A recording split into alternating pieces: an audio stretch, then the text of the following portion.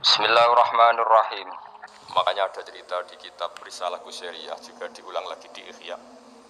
Ada orang Majusi.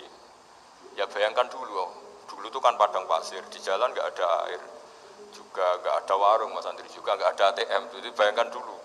Jadi cerita ini harus dibayangkan dulu. Kalau sekarang kan nggak kebayang ada orang kelaparan di perjalanan. Makanya dulu tuh hukumnya ekstrim. Siapa yang iman billah wal yaumil akhir harus memuliakan tamunya. Dulu itu ukuran memuliakan tamu itu nomor satu ya dikasih makan. Sehingga kalau ada tamu dari jauh, Nabi itu kalau nggak bisa ngasih makan dilelang. Siapa sahabatku yang bisa ngasih makan? Karena orang tuh sekali mertamu ya memang kelaparan betul. Perjalanan 2 hari nggak ada warung, nggak ada ATM, nggak bisa mampir ke kantor cabang minta fasilitas kan nggak bisa. Kalau pejabat kan bisa dari Jakarta mampir Semarang mampir Kragen. Singkat cerita dilelang sama dia, siapa yang bisa. Masyhur kan cerita itu, ada orang yang sebetulnya miskin, saya ya Rasulullah, ternyata yang dikasihkan itu makanan jatah apa? Anaknya, kan masyhur cerita itu. Kata dia pulang, terus lampunya pura-pura dimatikan, terus anaknya disuruh menidurkan, terus dia pura-pura nemani makan, padahal hakikatnya yang makan itu hanya tamunya. Saat itu juga Allah menurunkan wahyu kepada Rasulullah SAW. Allah memuji perilaku sahabat ini karena bisa ngasih makan. Jadi dulu itu yang namanya tamu itu kalau nggak dihormati taruhannya nggak iman, karena nasibnya sampai seperti ini karena dulu seperti itu. Nah kembali lagi ke cerita tadi, tamu apa makanan atau tamu atau apa saja lah, itu servis sosial ini nomor satu. Kalau enggak, seorang lagi ya, kalau enggak itu ya orang terus nggak simpati.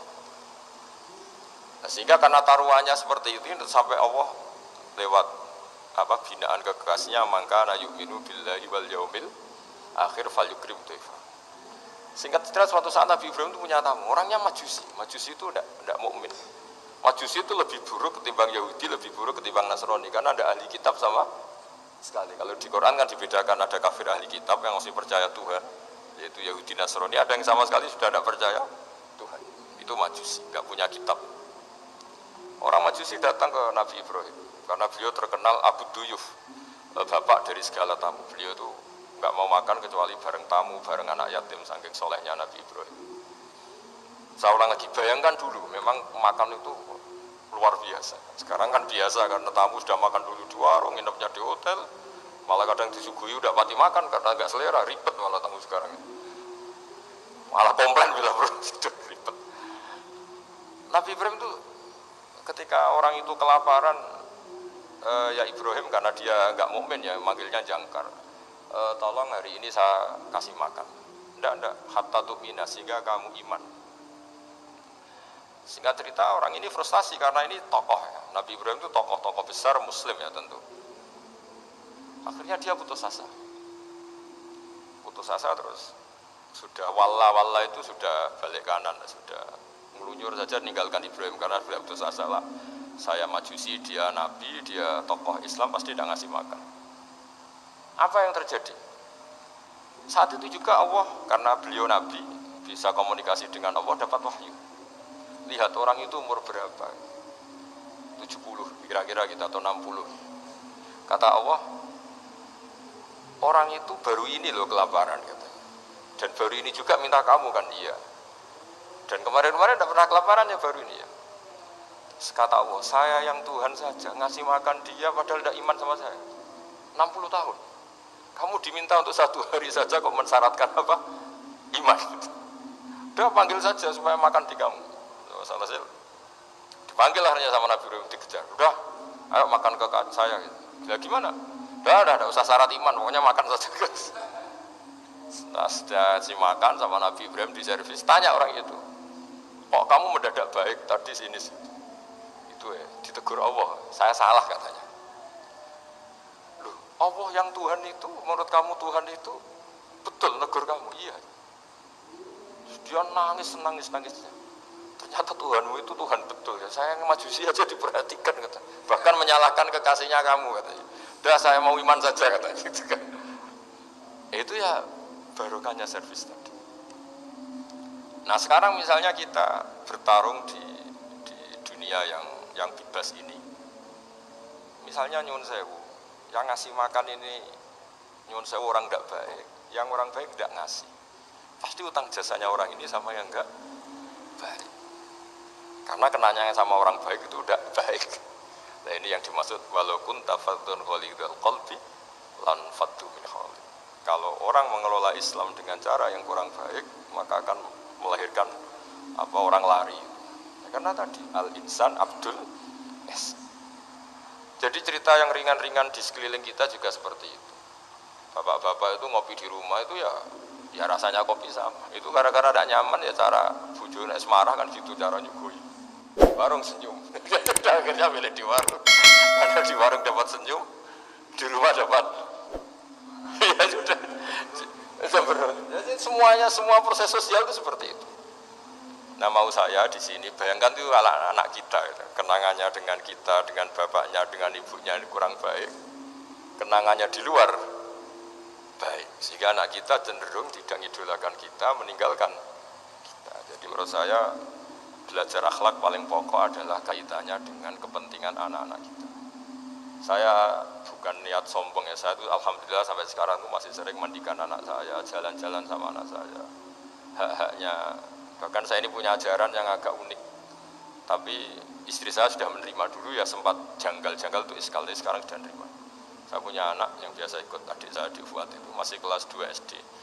Mulai kelas 1 SD, mulai kelas 2 saya bilang, kalau kamu ingin jajan, bapak pas tidur bangunkan. Padahal anak saya itu punya santri, punya banyak yang bantu lah. Dulu istri saya protes, itu kan melatih anak nggak sopan karena bangunkan orang tua. Enggak, kata saya, sopan itu nomor 2, nomor 1 itu hukum. Terus saya beri penjelasan.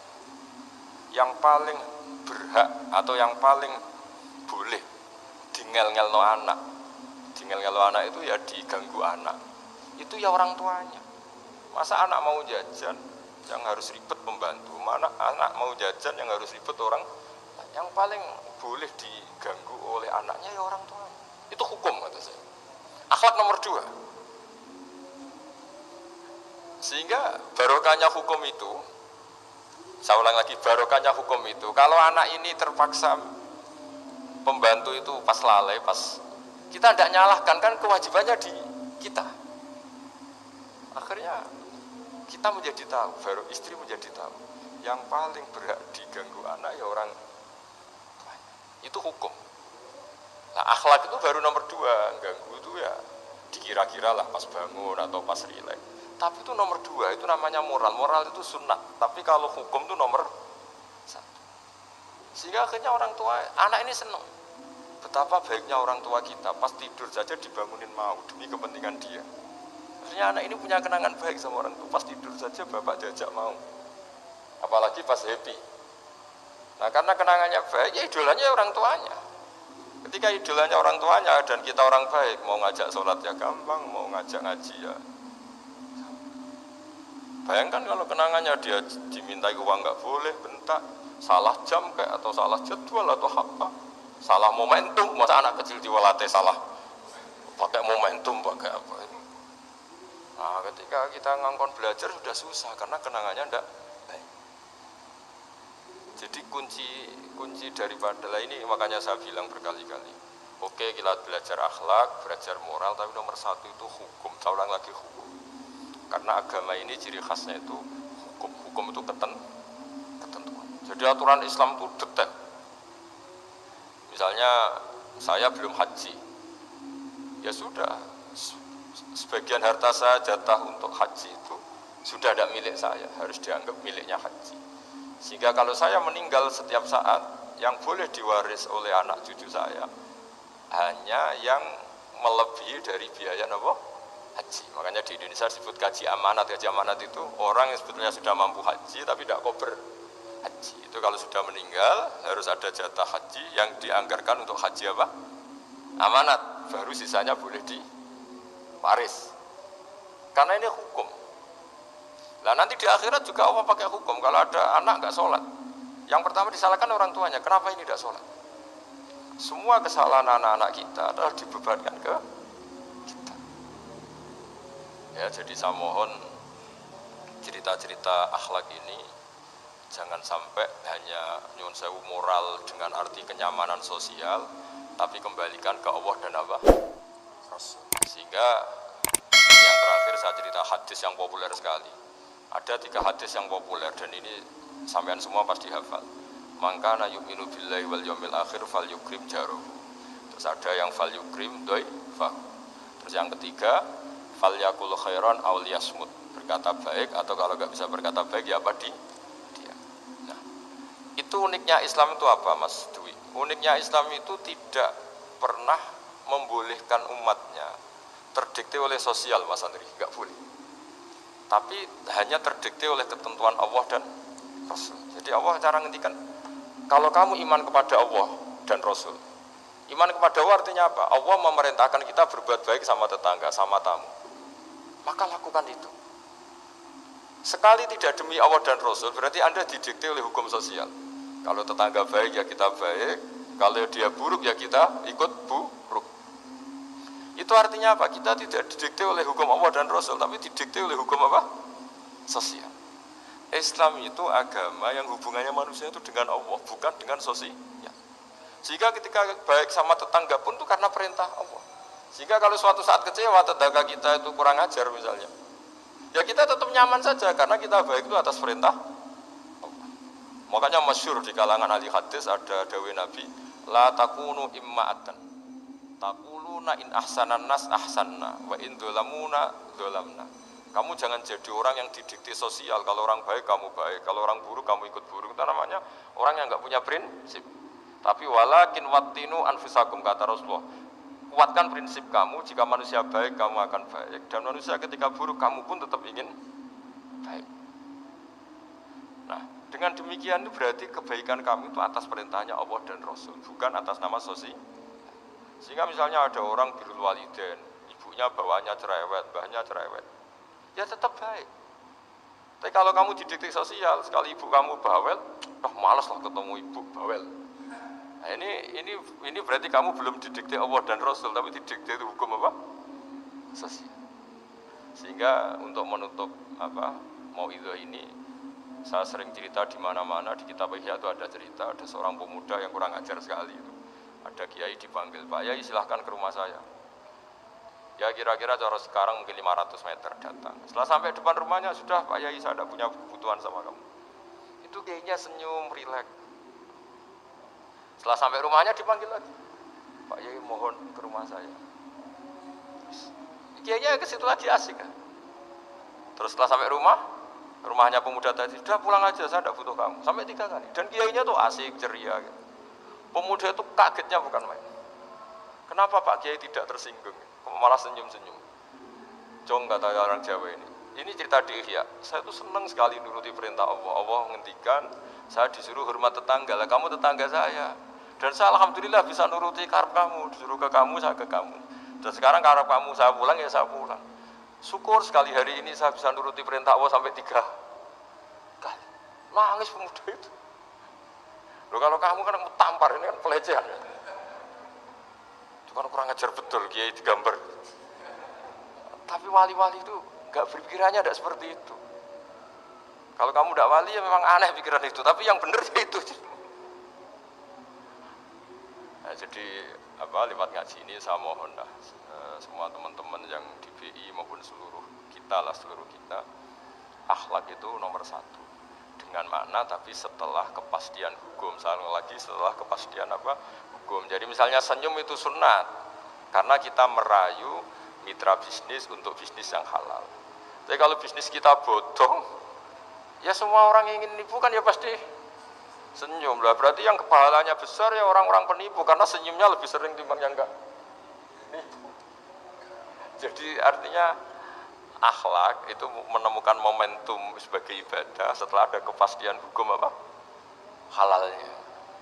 Tapi kalau nggak ada kepastian hukum halalnya, ya ini senyum itu dievaluasi tadi. Misalnya orang ngerayu juga harus senyum, orang nipu juga harus senyum. Ini yang mungkin banyak diabaikan. Saya kira demikian dan mohon maaf karena sebenarnya kalau andaikan tadi jalannya normal mungkin saya agak terlambat. Itu kan banyak lubang-lubang karena biasanya kan karena hujan itu. Tapi ya saya suka tetap terlambat biar keren pernah nunggu kiai. Jadi kalau dalam teori agama itu sama kok. Sholat, Nabi itu pernah sholat isya itu setengah tiga. Setengah tiga dini hari, sahabat biasanya kan beliau suka awal waktu. Terus ketika sahabat tanya, kata Nabi, malam ini spesial. Karena kamu lama sekali nunggu apa? Sholat. Enggak semua orang malam ini bisa menunggu apa? Sholat. Jadi artinya apa, bawaannya itu nunggu kebaikan. Jadi di antara trik atau resep husnul khotimah, ya ini sebagai penutup ngaji, resep husnul khotimah itu innallaha ta'ala yubahi malaikatahu, Allah membanggakan kita, yubahi bikum malaikatahu, Allah bangga dengan kita. Di antaranya apa Mas Andri? Umatnya Rasulullah SAW itu kalau habis subuh ditanya, ngapain kamu hidup nunggu sholat duhur? Ngapain kamu hidup setelah sholat duhur nunggu sholat asar? Sehingga kita ini menunaikan fardu yang diwajibkan Allah dan menunggu datangnya fardu yang lain. Jadi orientasi kita fahijratuhu ilallah wa rasulih. Tapi kalau kita orientasinya mapan, kenapa kamu hidup? Saya mau mati setelah mapan, saya mau mati setelah jabat. Ini kan berarti perjalanan kamu ilad dunya, orientasi kamu dunia. Faman kana hijratuhu ilad dunya aw imra'atin yankihuha fahijratuhu ila ma hajara ilaih. Tapi kalau kamu niatnya, kenapa kamu berani hidup? Supaya bisa sholat, supaya bisa ibadah. Berarti perjalanan kamu hanya menuju Allah dan Rasul. Sehingga di antara alamat husnul khotimah adalah orang setiap sudah melakukan satu kebaikan berani hidup karena berharap bisa melakukan kebaikan yang lain. Jadi dari satu kebaikan rutenya menuju kebaikan yang lain. Ya saya kira demikian dan mohon maaf. Assalamualaikum.